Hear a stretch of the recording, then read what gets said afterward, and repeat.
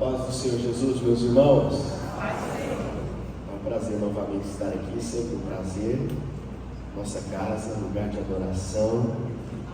Louvado a Deus pelo pastor Adilson, pastor Márcia, essa família especial no nosso coração, todos os demais amigos, o pastor André, todos os demais amigos aqui.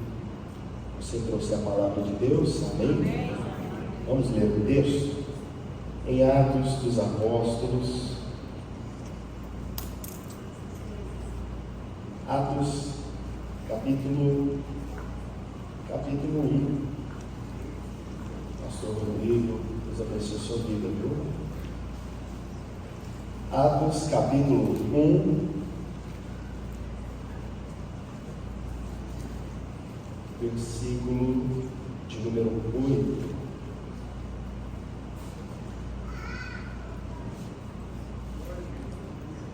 Nós estamos numa expectativa muito crescente para daqui uma semana, alguns dias. E eu queria ler esse texto, diz assim: mas vocês receberão, que diz? Poder, ao descer sobre vocês o Espírito Santo, e serão minhas testemunhas, tanto em Jerusalém como em toda a Judeia e Samaria e até os confins da terra. Levante suas mãos. Nós receberemos poder, nós recebemos poder, aleluia. Obrigado, Senhor, pela sua palavra, por estarmos aqui na sua casa, louvando o seu nome, agradecendo o seu nome. Ó Deus, nos leva com poder, com autoridade, nos usa. Somos o teu povo, a tua igreja que está de pé, para a honra e glória do seu nome. Diante dessa palavra, Senhor, nós te pedimos, nos usa conforme te agrada, em nome de Jesus Cristo, amém. Você pode se assentar, glória a Deus. Existe um entendimento de que o livro de Atos é um livro, é a Bíblia dentro da Bíblia, na verdade, para a maioria dos pentecostais. Você sabe, tem aquela conversa: qual é o livro que você mais gosta? Qual é a sua Bíblia dentro da Bíblia? Para Martim Lutero era Romanos, ele adorava Romanos. Romanos foi muito importante para a reforma protestante. Mas quando você pergunta isso para um pentecostal, geralmente ele fala Atos dos Apóstolos, a igreja vencedora, triunfante. A gente se baseia em Atos, a gente quer ser uma igreja parecida com Atos. Quando William Seymour, Charles Parham, começo do século XX, o começo do movimento pentecostal, naquele início, eles diziam: olha, se nós temos que ser uma igreja, vamos ler Atos dos Apóstolos, né? Então, a escola Betel, é daí que a gente tirou o nome, Betel, para a nossa EBD, sempre é assim. É naquela escola Betel, Parham pediu que os seus alunos ficassem durante alguns dias estudando o livro de Atos, e eles ficaram alguns dias. E ele disse: e aí, o que vocês viram de diferente? Eles disseram: olha, eles receberam poder, nós precisamos de poder. Então é assim que a igreja é assim, uma igreja precisa de poder. Então nós lemos Atos assim, Atos dos Apóstolos. Nós buscamos nossa vida lá, buscamos nossa maneira de ser cristão lá, porque a nossa visão da nossa fé é uma visão de poder. O Antigo Testamento teve o seu Atos, porque Deus nos promete atos. Eles receberam leis, eles receberam mandamentos, eles receberam taxonomia, eles receberam tudo prontinho. Só que sem poder, eles seriam apenas uma religião controlada. É por isso que a Bíblia não termina em Deuteronômio. Os saduceus queriam que a Bíblia terminasse em Deuteronômio, mas Deus disse não. Então ele continuou com Josué. O que é Josué? A boa notícia que aquele povo recebeu no Monte Sinai era uma boa notícia de poder. Eles receberam poder para conquistar a terra prometida. Quando eles passaram pelo mar, o autor de Hebreus diz que eles foram batizados no mar e na nuvem, é como se eles nascessem de novo. Só que agora, depois de serem batizados no mar, o batismo de Moisés, eles tinham uma terra para conquistar. Então eles precisavam, adivinha, de um outro batismo. Josué, como que nós vamos conquistar, Josué? Nós já atravessamos o mar, mas ainda não somos o povo do poder. Aí Josué diz: quando nós atravessarmos aquele Jordão e ele se abrir, nós vamos receber um outro batismo, um batismo de poder. Nós já somos livres, já somos salvos, lavados, resgatados, não somos escravos de Faraó, fomos batizados no Mar Vermelho, mas quando nós atravessarmos aquele Jordão, nós vamos receber um batismo de poder para conquistar todas as coisas. Esse foi o segundo batismo. Deus não quer que o seu povo termine como uma religião bitolada, é uma religião de poder. Por isso nós lemos Atos e dizemos: Atos é a Bíblia dentro da Bíblia. Essa era a ideia de Lucas. Lucas começa no Evangelho e vai para Atos. Ele diz: olha, você sabe o que Jesus, a lei veio de Moisés, mas vocês lembram o que aconteceu? Eles receberam poder, mas com Jesus veio mais do que a lei, veio a graça e a verdade. E agora Ele derramou sobre nós o Espírito Santo, porque nós somos o povo de poder. Aleluia! Não somos como esses. Qualquer um poderia inventar uma religião de hoje para amanhã. Eu conheço tantas, a gente estuda tantas, você lê Nícer Eliade, você escuta sobre tantas, mas nós não somos qualquer coisa nem tantas. É como a mamãe falou: você não é todo mundo, nós não somos todo mundo, nós somos o povo do Espírito Santo. Existe poder no nosso meio, poder para transformar, para mudar as coisas. Mas por mais que o poder seja algo tão importante no livro de Atos, o poder, você sabe, não pode ser um fim em si mesmo. Buscar poder para poder fica uma coisa meio complicada. Poder não pode ser um fim para si mesmo. Poder tem que ser para algo. Deus nos dá poder para algo, para alguma coisa. Ele diz: vocês receberão poder e vocês serão minhas testemunhas. Vocês vão receber esse poder para um outro fim. Ele é só um meio. Não se concentrem no poder para mais poder. Para que você tem poder? Porque eu quero ter mais poder. E para ter mais poder, ele tem mais poder. Quando Paulo escreveu a carta aos Coríntios, ele disse: olha, nós buscamos poder por causa de outras pessoas. O poder é um meio, ele não pode ser um fim em si mesmo. Então o livro de Atos nos lembra que a tese central de Lucas, que escreveu ele, não era que nós somos apenas uma religião de poder. É porque nós temos esse poder, porque nós somos uma religião de migração. É porque nós estamos nos movendo. Nós estamos migrando. Você sabia que a igreja é feita de pessoas assim? A igreja é feita sempre de imigrantes ou imigrantes. Ela só conhece esses dois tipos de pessoas. É igual em Atos. Sempre as pessoas estão indo e vindo. Eu sou um migrante. Eu vim de São Luís dos Montes Belos, pastor Adilson. É o pastor Adilson. E de São Paulo, né, pastor? Palmeirense, então de Palmeiras. Ô glória. Nós somos migrantes. Você também veio. De onde você veio? Você veio de algum lugar. Talvez existam imigrantes. Olha, o livro de Atos é sobre isso. Porque o Espírito que nos dá poder é um espírito de migração. Ele está movendo as coisas e movendo as pessoas para algum lugar. No princípio ele movia a face das águas. Você já leu sobre isso? Ele movia a face das águas. A gente tem uma visão estática também, às vezes, do Éden. O Éden ficava, aquele jardim ficava lá perto do topo da montanha. É isso que eles acreditam, né? Mas qual que era o propósito? O propósito era a migração. Era que o Éden começasse a crescer. ele crescesse mais. E ele crescesse mais. Deus falou para Adão que havia uma terra de Cush e de Avilá, onde havia ouro. Ninguém morava lá. Mas se o Éden crescesse, o mundo ia se tornar o Éden de Deus. Era para o paraíso dele cobrir todas as coisas. O pecado atrapalhou isso. O pecado interrompeu esse plano de migração. Agora nós estamos longe de casa. Estamos fora do Éden.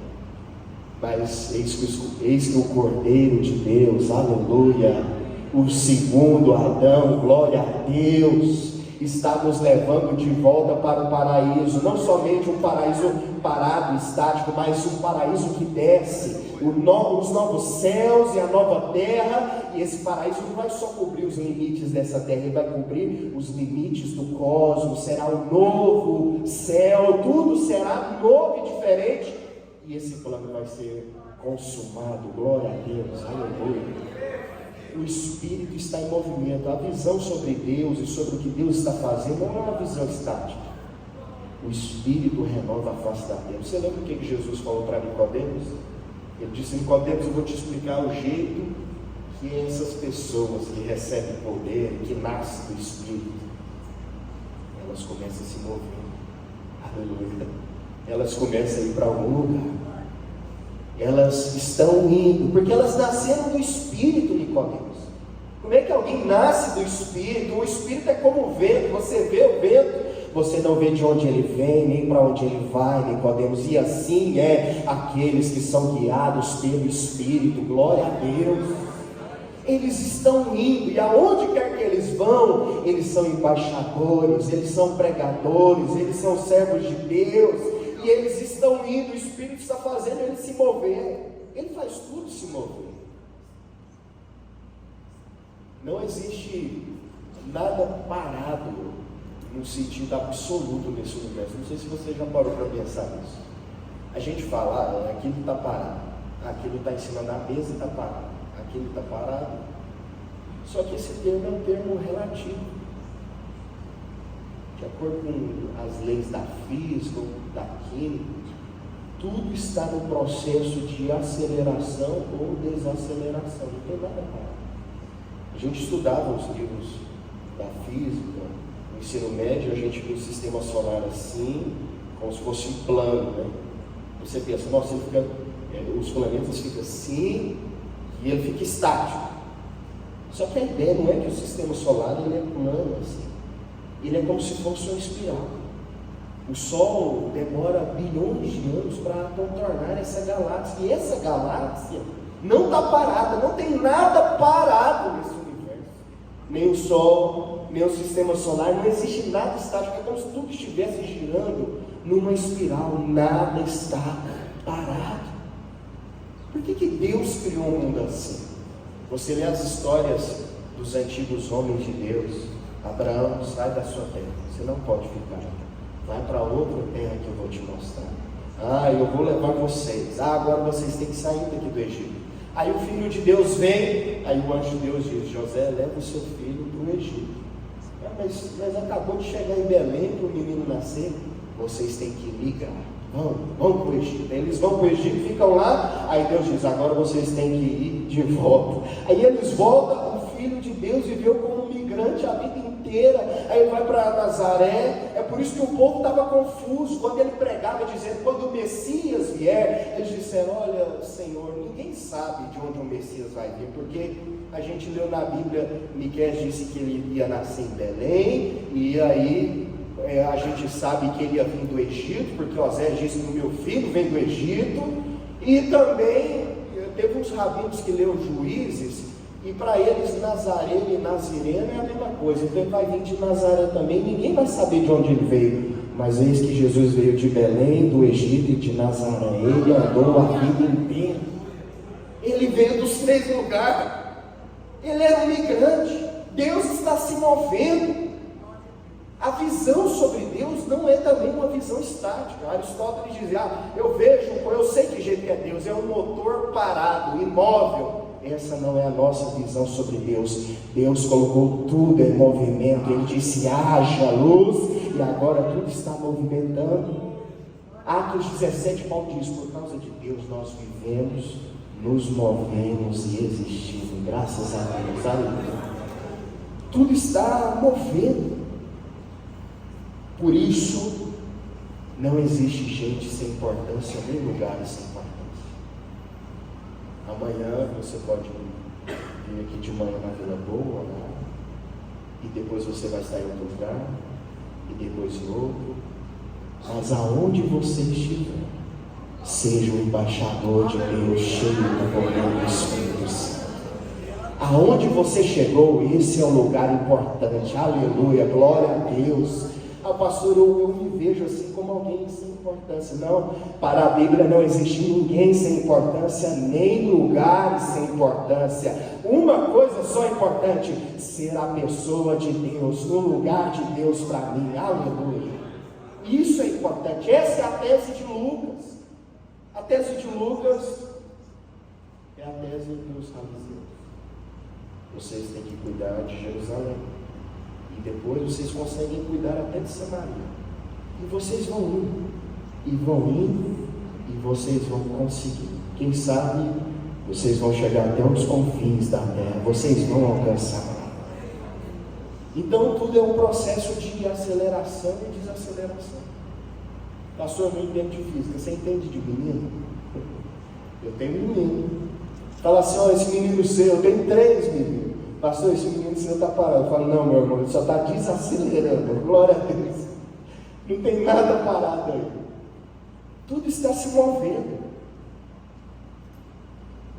Você pode imaginar a dificuldade do povo de Deus com isso? Uma igreja de migrantes e imigrantes. A igreja de Jesus Cristo começa no Pentecostes, um batismo de poder, eles recebem poder, e naquele mesmo dia eles têm 3.000 novos membros. Uns falam grego, outros falam egípcio, outros falam a língua da Galáxia, ou do Ponto, ou da Panfilha. Você lê Atos 2, a lista das nações. Já imaginou a igreja assim? Naquele dia eles falaram em línguas e todo mundo entendeu as grandezas de Deus. Mas adivinha, o milagre não ficou acontecendo sem parar. Essa é uma coisa interessante na maneira de Deus trabalhar. Deus não fica fazendo, Deus não é milagrista. Se os milagres ficassem acontecendo de segundo em segundo, nem esse nome eles iam ter, né? A gente nem ia chamar de milagre, porque de segundo em segundo, então a gente ia fazer equação variável sobre eles, dizer qual lei da física eles são. Mas não, eles acontecem. E aí no dia seguinte a igreja tem 3.000 novos membros. Eles começam a ajudar e correr, e ajuda, corre, é o tamanho da igreja que ficou, ajuda as viúvas, e adivinha, Atos 6. Muitas famílias estavam tendo um problema de comunicação. Pedro não... Sabe, os apóstolos, por mais que fossem cheios do Espírito Santo, eles não conseguiam resolver todos os problemas. Tinha gente falando outro idioma, na igreja é desse jeito, não preocupa não, às vezes tem gente falando inglês, gente falando hebraico. Pastor, o fulano não está falando muito a minha língua, não preocupa não, o Espírito Santo quer desse jeito, ele quer todo mundo diferente no mesmo lugar, é do jeito dele, vai ser do jeito dele então. Não, mas então eu tenho que fazer milagre, não fica acontecendo o tempo inteiro. Muitas vezes não faz assim não. Ele manda só a gente obedecer e entender. Aleluia. Vocês vão obedecer e entender. Não, eu queria falar de novo, daquele jeito, falando em grego, em panfilho. Não, você vai me obedecer e me entender. Deus, mas a solução vai vir de onde? Uai, chegou gente de longe. Pede ajuda para eles. Tem gente se movendo para cá. Esses homens aí, como é que é o nome deles? Filipe, Nicanor, Prócoro, Parmenas. Eles são gregos. As viúvas de fala grega não estão sendo assistidas, então coloca essas pessoas que vieram de outro lugar. Você sabe por que eles estão aqui? Só Deus sabe às vezes por que as pessoas estão aqui. Eu li a história daquela mulher, Rosária Butterfield. Hoje ela é uma grande defensora da fé cristã. Antes ela era esquerdista, bi, comunista e tudo que você pensar. e vegana. Ela escreveu uma tese para o jornal, e aí o pastor mandou uma carta para ela: eu achei interessante sua tese, o que você acha de melhorar nesse caso? Ela ficou curiosa: que pastor é esse? Está me mandando uma mensagem querendo discutir a minha tese. Eu vou lá na casa dele. Ela chegou na casa dele, bateu e disse: você que é o pastor da igreja tal? Eu disse: sim, é aqui mesmo. Você é a professora, né? Sim, e não gostei muito da sua tese. Olha, eu estou aqui para conversar, você não quer entrar e jantar? Você chegou na hora do jantar. Ela disse: eu não janto na casa das pessoas, eu sou vegana. Ele diz: adivinha, a comida de hoje é vegetarianismo puro, pode entrar. Ela falou: nossa, quem são essas pessoas que estão me recebendo assim? Ninguém me recebe assim, ninguém me pergunta de onde eu venho. Ela começou a ir uma vez na casa desse pastor, 2, 3, 4. Ele nunca precisou falar assim: ó, você precisa ir lá na minha igreja.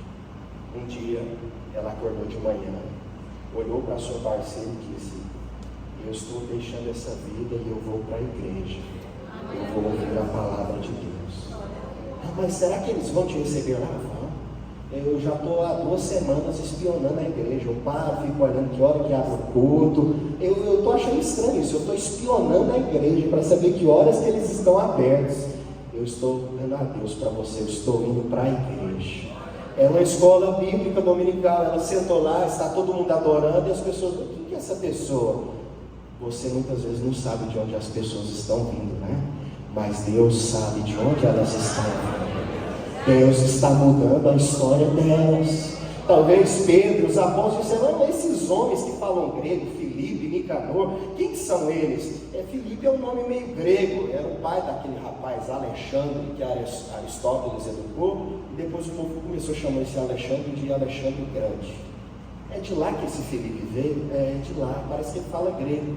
Ele vai nos ajudar, Ele está aqui porque o Espírito Santo trouxe Ele para esse lugar. O Espírito Santo está trazendo pessoas para cá e está te levando também, te abençoando. É o Espírito Santo de Deus.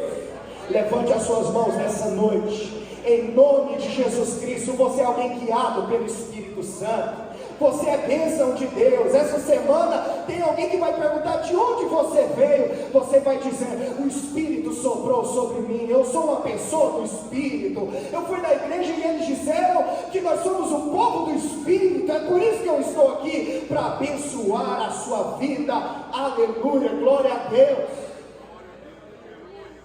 Eles começaram a ajudar. Eu não sei por que Filipe, Nicanor, eles vieram do Mediterrâneo. Talvez eles só estavam procurando uma boa cidade.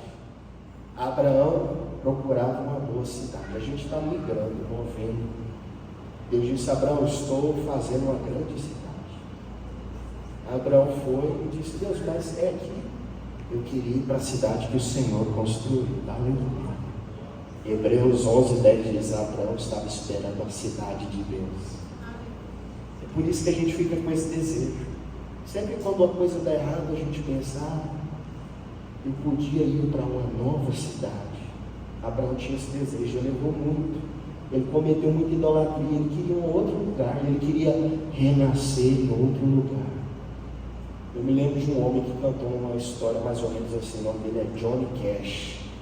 A família dele veio da Escócia, eles tiveram uma mudança nos nomes. Johnny Cash cresceu como cristão, cantando hinos, corinhos com a mãe dele. Ele caiu nas drogas, no vício, ele se perdeu, se refez, se perdeu, até o dia que ele encontrou Jesus Cristo na vida dele. As pessoas chamavam ele de o homem de preto. Ele vestia preto, no guarda-roupa dele só tinha preto, ele cantava. Foi um grande cantor gospel. No final da sua vida, Johnny Cash diz: olha, vocês me chamam homem de preto, mas na verdade eu encontrei o homem de branco. Aleluia. Teve um apóstolo que foi assim a história dele. Ele estava no caminho de Damasco, ele era um homem de preto. Ele ia pegar pessoas, matar gente, perseguir a igreja. No caminho de Damasco, aquele homem de preto encontrou o homem de branco. Glória a Deus, aleluia. A gente está no caminho, se movendo, e o homem de branco aparece e muda a nossa história. Por falar em Filipe, Filipe estava E um ralei missionário. Ele começou a se mover. Eles tentaram parar a igreja, tentaram matar Estevão. Meu primeiro filho chama Estevão. Pai, quando eu vou ver a Deus? Igual São Estevão. Ele viu a Deus quando ganhou novos olhos. Aí depois que ele foi para o céu, o amigo dele, Filipe, continuou movendo a obra de Deus. Ele continuou. Filipe é o nome do meu segundo filho. Se continuasse mais 7, acho que ia vir próprio, Nicanor, Parmeiras, né? Filipe começou a se mover, ele desceu para Samaria, ele pensou, pronto, agora eu vou desacelerar. Já teve milagre, conversão. Aí veio um anjo de Deus e disse, Filipe, vai se mover no caminho que desce para Gaza. Mas o que eu vou fazer lá? Lá é um deserto, tem alguém lá? Tem alguém se movendo lá. Ele foi para aquele lugar, tinha um eunuco. Você sabe o que é um eunuco?